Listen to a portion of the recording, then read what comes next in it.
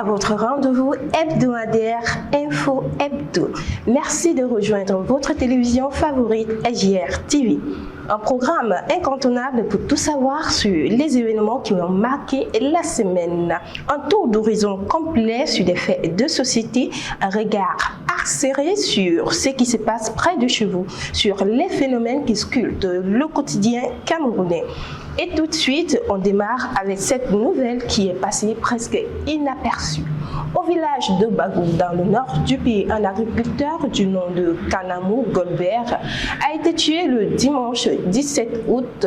Sa mère a également été grièvement blessée par balle. L'année précédente, M. Colbert avait déjà été enlevé puis libéré après avoir payé une rançon de 2 millions de francs CFA. Selon les autorités locales, ces crimes ne seraient pas l'œuvre de Boko Haram, mais de bandes criminelles qui pourraient avoir des complices. Restons toujours dans des faits de société. Un tragique incident s'est déroulé le dimanche 17 août à Lokbessou à Douala, où Manfouo Romial Gabin, enseignant au lycée technique de Banga, a été mortellement poignardé par des individus non identifiés. Son corps a été découvert par des riverains aux premières heures du lundi 18 août. Une enquête a été ouverte au commissariat central numéro 4 afin de déterminer les circonstances de ce crime et d'identifier les responsables. Ce meurtre soulève de vives inquiétudes concernant l'insécurité persistante dans la capitale économique. Du côté de Bonabéry à Douala, un calvaire interminable pour les usagers. À chaque saison des pluies et durant les vacances, le même cauchemar se répète pour les usagers de la route nationale numéro 5.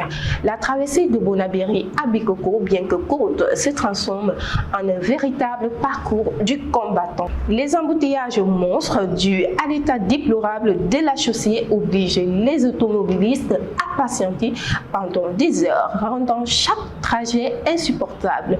Le carrefour musique en particulier est devenu un point noir emblématique du délabrement de cette voie cruciale. Un reportage de Francis et Colette. Depuis plusieurs jours, les habitants de Bonabéry, dans le 4e arrondissement du Douala, font face à une situation routière de plus en plus critique. L'embouteillage s'est installé comme un mal quotidien, rendant la circulation pénible, notamment aux heures de pointe. 12 heures, nous sommes sur embouteillage. Depuis 12 heures de temps, nous sommes sur embouteillage à Bonabéry. Depuis 11 heures, jusqu'à nous sommes encore à Bonabéry. On va arriver à Fumbana à quelle heure? Vraiment. Regardez la souffrance des pauvres Camerounais. Regardez comment le peuple camerounais est en train de souffrir. Vraiment, nous voulons vraiment le changement. Face à cette situation, les appels se multiplient pour un renforcement du dispositif de circulation. Le voie était trop cher. Avec la route difficile de déployer, bon, on a payé 7 000 pour arriver. 18 heures, on descend, on monte. On descend, on monte, on descend, on monte. Regarde où nous nous trouvons. Regardez la route. Depuis 8 heures. Depuis 8 heures, c'est de trop quand même. Il faut faire quelque chose, c'est de trop. En attendant la réaction des autorités, Bonabéry reste embouteillé et les nerfs à vif. Merci Francis pour cette balade. Continuons avec ce fait. Un homme a tué sa femme à coups de machette à Eban, dans la région du centre, le mardi 19 août. Eric Ekoumou a agressé mortellement son épouse avant de prendre la fuite. Un voisin qui a tenté d'intervenir a été tué sur le coup à coups de marteau. L'agresseur a ensuite contacté les autorités pour signaler la présence du corps de sa victime qu'il avait soigneusement enfermé dans le domicile. Les raisons de ce drame restent pour l'instant que persistance des violences faites aux femmes. Du côté de Bamenda, le 19 août 2025, une femme enceinte d'environ 30 ans a été tragiquement tuée par balle lors d'un contrôle militaire. Selon des sources locales, le taxi dans lequel elle se trouvait aurait refusé d'obtempérer aux ordres des militaires, entraînant des tirs sur le véhicule. Transportée d'urgence à l'hôpital Sainte-Marie-Soleil de Taricon, la victime enceinte a succombé à ses blessures, entraînant également la mort de ses genoux. Cet événement dramatique a suscité une onde de choc au sein de la population locale et a ravivé le débat sur les méthodes utilisées lors des opérations de sécurité dans un contexte de conflit armé où les civils subissent de lourdes pertes. Une enquête a été ouverte afin d'établir les circonstances de cette tragédie.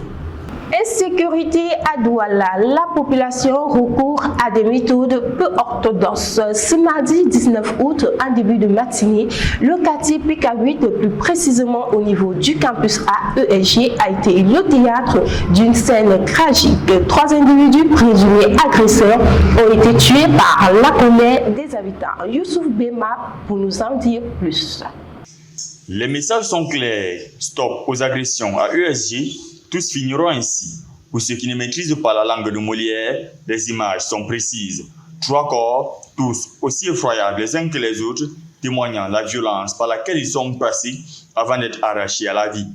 Les faits sont déroulés en ce début de matinée aux environs de 3 heures, à en croire les témoignages, au quartier PK8, lieu-dit Campus A ESG. Tout serait parti ici d'une tentative d'agression manquée, courant laquelle le mis en cause a été sommé par la population de faire appel à ses complices qui viendront en grand nombre pour le fameux phénomène de retour. Une fois sur place, le guet-apens orchestré par les riverains las de l'insécurité grandissant va se refermer sur les présumés malfaiteurs. Un salaire bien mérité, comme le soulignent quelques témoins. Bon, la situation qui est passée ici à EGPK8 Douala, depuis 6 heures, moi je suis sorti, comment crier bandit. Et quand je suis sorti avec eux, vraiment que moi-même ça me touche parce que nous les étudiants, et surtout nous les étudiants, nous sommes en danger. Parce que ici la nuit, on n'arrive pas à venir à l'école. Parce qu'on nous agresse chaque jour. Mon père nous paie la moto pour qu'on vienne à l'école et je vois comment on nous a agressés. Et ce n'est pas la première fois que ça passe ici au couloir. On nous a agressés plusieurs fois. Et je connais beaucoup de gens qui sont déménagés de ce quartier parce qu'on nous agresse. Et j'ai beaucoup de camarades qui sont partis ailleurs parce qu'on nous agresse chaque jour. Actuellement, on marche, on n'a pas de téléphone, je n'ai pas de carte parce qu'on m'a porté. En face de mon école. Vous voyez, donc c'est pas bien. Bien, on ne souhaite pas la mort à quelqu'un. Mais vraiment, ce qu'ils ont fait dans ce quartier, moi, ça me plaît pas. Vraiment, nous les Bentikers, nous sommes contents parce que c'est tout le temps que ça se passe ici chez nous. Il ne peut pas faire 2 semaines qu'il n'y ait pas une agression. On a agressé un Bentiker, on a arraché. Et on n'arrache pas tout simplement, on poignarde. Si tu ne fais pas en sorte que tu te sauvegardes, vraiment, c'est grave ici. À défaut du pigeon, on fait avec le moineau. À défaut des forces de maintien de l'ordre, les habitants du quartier PK8, dans le 3e arrondissement de la ville de Douala, ont usé de la vindicte populaire pour calmer les ardeurs des individus sans foi ni loi qui, depuis des semaines, sèment la peur dans les cœurs. À noter que des 12 membres de ce groupe de fouteurs de troubles, 5 ont été passés à tabac, dont 3 morts sur place et 2 autres dans un état critique, transportés de toute urgence à l'hôpital par les forces de l'ordre, dépêchés sur les lieux où un 4e rendra son dernier soupir. Un grave accident de la circulation s'est produit le 20 août à l'entrée de l'évêché d'Obala, impliquant plusieurs véhicules. Selon les premières constatations, une benne de sable en provenance de Batchenga a percuté un véhicule de tourisme et un autocar de l'agence Solidarité Voyage, tous deux en route depuis Yaoundé. L'accident dont la cause serait une manœuvre imprudente du véhicule personnel a fait plusieurs blessés. Les passagers gravement touchés ont été transportés d'urgence à l'hôpital Saint-Jacques de Minkama. Le conducteur du véhicule a été extrait dans un état critique. À l'approche de la rentrée scolaire, la capitale économique du Cameroun est en pleine effervescence avec les derniers préparatifs en cours. Les familles se précipitent pour acheter les fournitures nécessaires, tandis que les établissements scolaires s'organisent pour accueillir les élèves. Ce moment est marqué par une combinaison d'espoir, de stress et de défis logistiques, mettant également à l'épreuve les finances des ménages. Pour en savoir plus, découvrez le reportage de Francis et collègues. À Douala, la veille de la rentrée scolaire s'accompagne comme toujours d'une atmosphère à la fois fébrile et mouvementée. Dans les marchés, les librairies et les boutiques spécialisées, parents et élèves s'activent pour effectuer les derniers achats. Moi, je suis à l'aise, donc j'ai déjà presque tout acheté. On a seulement commencé, hein. Rien ne bouge actuellement, le marché ne bouge pas. On a acheté rien que les chaussures de classe et les sacs de classe pour le moment. Même l'inscription, on n'a même pas encore fait. Parce que rien ne bouge. Le dehors est sec. Depuis le matin, même pas un client. L'affluence dans certains points de vente témoigne de l'urgence ressentie par plusieurs familles, souvent contraintes par des moyens financiers limités. La rentrée scolaire de notre côté ne se passe pas comme prévu, hein, vu que voyez un gros investissement que nous avions fait comme ça et puis on ne s'en sort pas. Les parents ne sont pas là pour payer les fournitures. C'est vraiment catastrophique. On souffre. Difficile parce qu'on n'a pas les moyens nécessaires pour préparer la rentrée. Vous voyez, nous sommes des commerçants, on se bat, nous sortons le matin, vous voyez comment le marché est vide là. On attend les parents, personne ne vient. Pour de nombreux parents, cette période est aussi source de stress et de sacrifice. C'est frustrant, mais on va faire comment? Je sais qu'à la dernière minute, là, on va toujours parvenir à faire le nécessaire. Mais pour le moment, vraiment rien. Le stress, le manque d'argent, on va faire comment? On va seulement sortir, on va seulement faire la rentrée. C'est obligé, on ne peut pas faire autrement. Du côté des établissements scolaires, l'heure est au dernier réglage. Les chefs d'établissement, enseignants et personnels d'appui mettent tout en œuvre pour accueillir les élèves dans de bonnes conditions. Donc déjà, la première des choses pour une rentrée scolaire, comme vous le constatez, moi en tant que directeur des études, c'est la conception des emplois de temps. Vous pouvez le remarquer sur mon bureau, nous sommes bien en train de travailler sur les emplois de temps. Parce que tant que l'emploi de temps n'est pas fait, l'année scolaire ne peut pas être lancée. Et nous attendons aussi le communiqué conjoint du MINEDUP et du MINESEC qui va nous confirmer la rentrée. Mais déjà, les préparatifs sont faits au niveau des emplois de temps, au niveau de la disposition des enseignants dans chaque classe, dans chaque département, les AP à nommer, parce que c'est l'animateur pédagogique qui fait le travail avec son département, avec les heures qu'on va leur donner pour le travail. Mais déjà, les préparatifs sont bon train au Collège Bénédicte. Entre excitation chez les plus jeunes, pression chez les parents et préparatifs dans les établissements, la ville de Douala prépare pleinement la rentrée scolaire. Reflet d'un moment clé de la vie sociale et éducative au Cameroun. Opération de fermeture des établissements scolaires clandestins à l'approche de la rentrée scolaire 2025-2026, le ministre de l'Éducation de base, le professeur Laurent Serge Etoudinkoa, a orchestré une opération majeure visant à fermer plusieurs établissements scolaires clandestins situés à Douala et Yaoundé. Ces institutions fonctionnaient sans autorisation légale, échappant ainsi à tout contrôle pédagogique et administratif. Cette initiative s'inscrit dans la politique du ministère qui vise à garantir la qualité de l'éducation et à protéger les élèves ainsi que leurs familles des dangers associés aux écoles non agréées. Le ministre a réaffirmé son engagement à assainir le secteur éducatif et à poursuivre ses inspections sur l'ensemble du territoire national. Les jeux de hasard, un danger social sous-estimé. Les jeux de hasard allant des paris sportifs au loto connaissent une popularité croissante. Cependant, derrière l'accès des gains rapides se cache un problème majeur, l'addiction. Ce phénomène peut entraîner des conséquences graves sur le plan financier et familial, faisant des jeux de hasard une préoccupation sociale de plus en plus urgente. La facilité d'accès à ces jeux, notamment en ligne, soulève des questions quant à elle dans la responsabilité des acteurs du secteur ainsi que des pouvoirs publics face à ce risque en expansion. Un reportage de Joël Gladys Balem. Les paris sportifs connaissent un essor fulgurant ces dernières années au Cameroun. Alimentés par la passion du football et facilités par les plateformes en ligne accessibles via les téléphones portables, ils attirent une clientèle de plus en plus jeune. Derrière l'apparence et l'excitation des gains faciles se cache pourtant une réalité préoccupante. L'exposition croissante des mineurs aux jeux de paris sportifs. Dans tous les cas, il y a plein de risques que des avantages. D'abord, un enfant qui se livre à un jeu au hasard, ça ne peut pas évoluer. Parce que le jeu au hasard, tu crois que tu vas gagner, tu ne peux pas gagner. Vous voyez, même le PMC qui est entré ici au pays, ça a ruiné les gens. J'ai un ami qui a joué au PMC, on lui dit que son ticket a gagné. Le gars a bu ça s'il allait mourir, alors qu'il n'avait même pas gagné. Donc c'est-à-dire que les jeux au hasard là, ça ne paye pas, je ne vous mens pas. Donc si tu te livres dans les jeux au hasard, c'est que peut-être tu manques quoi faire. Cette faille ouvre la voie à toutes sortes de dérives, entre décrochage scolaire, endettement, vol et perte de repères.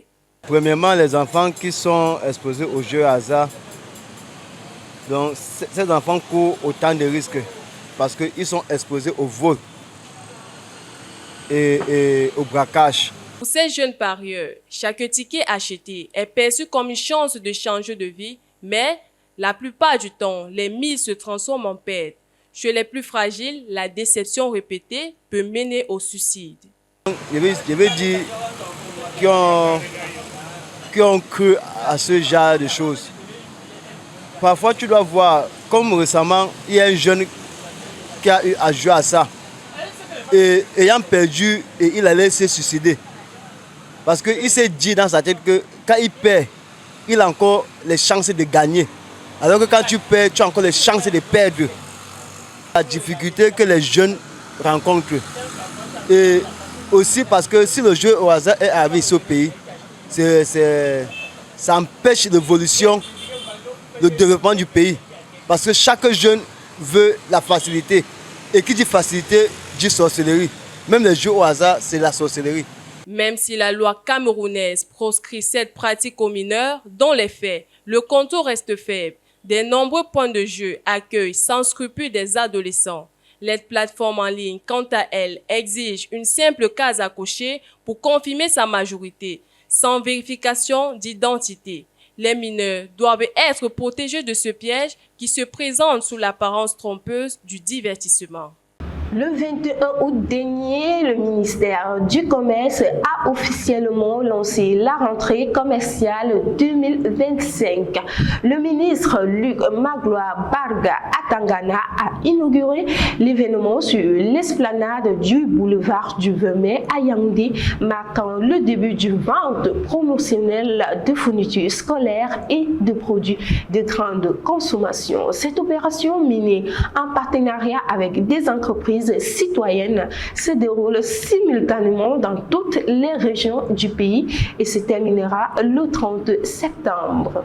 Belle nouvelle, une issue favorable pour 10 otages camerounais. Le 21 août, les forces de défense et de sécurité ont réussi à libérer 10 des 11 personnes enlevées à Zigagé 8 jours plus tôt. Cette opération a également conduit à l'arrestation de plusieurs ravisseurs et leurs complices présumés. Malheureusement, un des otages a été retrouvé décédé. Les personnes libérées blessés pris en charge par le BI sont désormais en sécurité à Ouaza après avoir été rapatriés du Nigeria. Dans les espaces publics animés, on observe une diversité d'individus de tout âge, y compris des personnes avec ou sans handicap visible. Ces citoyens ont fait de la mendicité leur moyen de subsistance. Une visite au carrefour d'Okoti en compagnie de Youssouf Bimab. Le phénomène se définit comme l'acte de demander de l'argent ou des biens en raison de la précarité ou des difficultés financières. Il s'agit ici de la mendicité. Dans les villes du Cameroun, on observe une présence de plus en plus importante de mendiants allant des plus jeunes aux plus âgés, des individualités aux groupes bien organisés contenant parents et enfants. Dans la ville de Douala, poumon économique du pays, ces derniers sont concentrés dans des zones très fréquentées telles que le rond-point d'Edo, principale porte d'entrée de la ville, mais aussi et surtout au carrefour d'Okoti, l'un des plus fréquentés du pays et même de l'Afrique. Au passage, dans ces zones, vous pourrez être à tout moment abordé par des gamines dont l'âge dépasse difficilement les 10 ans, une assiette à la main. Les abords des routes sont également marqués par la présence des hommes et femmes plus âgés, retenant les piétons dans l'espoir d'en recevoir une pièce ou un billet. Chose curieuse, alors que l'on avait pour habitude à une époque de ne voir que des personnes en situation de handicap physique extrême dans ce rôle, aujourd'hui, la réalité a presque totalement changé. Même sans handicap apparent, jouissant souvent de toutes leurs facultés mentales, l'on observe des hommes et femmes se prêter à cette pratique. Mais plus grave encore, sont ces jeunes, souvent consommateurs et accros aux substances illégales, qui se retrouvent eux aussi dans cette activité de mendicité et qui bien de fois usent de violence pour intimider les passants et obtenir de ceux-ci de quoi s'acheter une dose. C'est donc une situation qui devient inquiétante, surtout sachant que bien qu'il y ait des personnes véritablement dans le besoin, ceux dont l'activité est devenue un business suite à l'appât facile du gain représentent très souvent un véritable danger pour les populations. Un nouveau cas d'enlèvement a eu lieu sur la route du Nord où un chauffeur de camion a été kidnappé entre Kolofata et Kiroya le 22 août. Les ravisseurs exigent une rançon de 10 millions de francs CFA pour sa libération. Cet incident survient juste après la libération des 10 otages qui avaient été enlevés par des individus non identifiés sur la route de Koussiri. Le 22 août, Monseigneur Bayemi Sostène, évêque de l'archidiocèse d'Obala, a provoqué une controverse sur les réseaux sociaux.